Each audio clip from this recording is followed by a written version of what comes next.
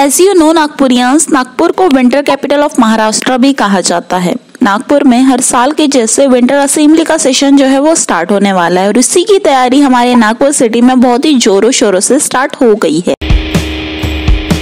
इस साल हमारे नागपुर में 8 दिसंबर से लेके 19 दिसंबर तक की विंटर असेंबली है और इसी के चलते बहुत सारे मोर्चेस आने वाले हैं।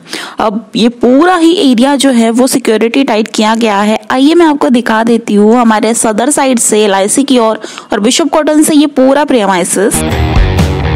पहले तो विधान भवन के कंस्ट्रक्शन के चलते इस साल असेंबली नागपुर में नहीं होने वाली थी, बट कुछ डिस्कशन के बाद में ये कंफर्म किया गया है कि इस साल असेंबली नागपुर में होगी, बट कुछ कम टाइम लिमिट के लिए होगी। जैसे हर साल 20-22 दिन की होती है, इस साल थोड़े कम दिनों के लिए रखी जाएंगी।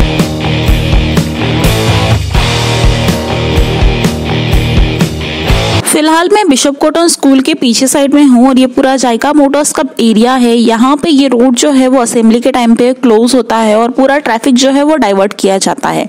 लोहा पुल, बर्डी, RBI स्क्वायर और ये एरिया भी आपको पूरा ही पैक नजर आएगा। विधान भवन के आसपास का पूरा एरिया जो है वो निगरानी में रखा जाता है। बहुत सारे बाहर की पुलिस स्टाफ, कमांडो, सिक्योरिटी को ध्यान में रखते हुए पूरा मैनेजमेंट किया जाता है। विंटर असेंबली 2025 फिर इस बार हमारे नागपुर शहर में आयोजित होने वाली है। नागपुर को देश की दूसरी राजधानी माना जाता है और यही महाराष्ट्र विधानमंडल का शीतकालीन अधिवेशन कई दशकों से होता आ रहा है। हर साल की तरह इस बार भी यहाँ राज्य के बड़े मुद्दों पर चर्चा होगी, महत्वपूर्ण फैसले लिए जाएंगे।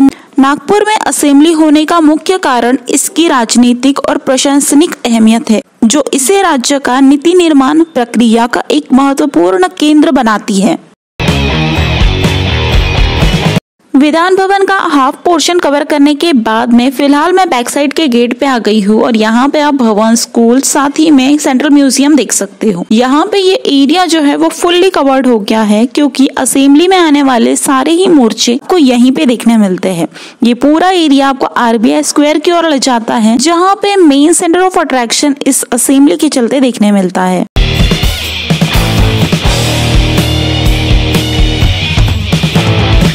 ये पूरा प्रीमाइसेस कवर करने के बाद में RBI स्क्वायर का भी पूरा एरिया देख लेते हैं। यहाँ क्या तैयारियां हो रही है हमारे अधिवेशन के चलते। सो यहाँ पे भी बहुत सारे बैरिकेड फिलहाल देखने मिल रहे हैं। विधान भवन का एरिया पूरी तरीके से इसलिए कवर किया जाता है क्योंकि यहाँ राज्य के सबसे महत्वपूर्ण सरकारी बैठकों का आयोजन होता है।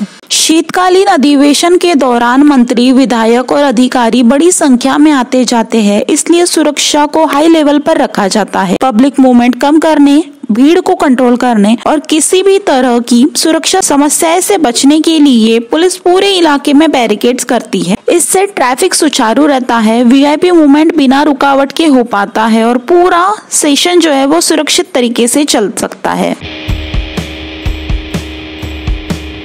विंटर असेंबली, जिसे शीतकालीन अधिवेशन कहा जाता है, महाराष्ट्र विधानसभा और विधान परिषद का एक महत्वपूर्ण सत्र है। ये साल में होने वाली 3 मुख्य अधिवेशनों में से एक है। बजट सेशन, मॉनसून सेशन और विंटर सेशन। नागपुर को महाराष्ट्र की दूसरी राजधानी का दर्जा मिला है, इसलिए परंपरा के रूप में हर साल शीतकालीन अधिवेशन यहीं आयोजित किया जाता है।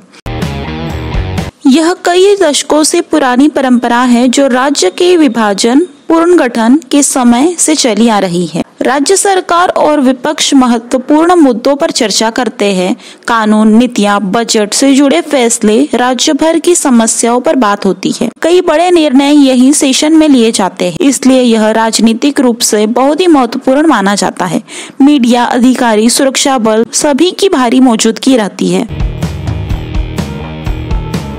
विधान भवन का एरिया कवर इसलिए भी किया जाता है ताकि VIP मूवमेंट सुरक्षित रहे, भीड़ और ट्रैफिक कंट्रोल रहे। किसी भी सुरक्षित जोखिम जैसे कि प्रोटेस्ट, क्राउड और डिस्टर्बेंस से बचने के लिए सेशन स्मूथली और बिना रुकावट के चल सके।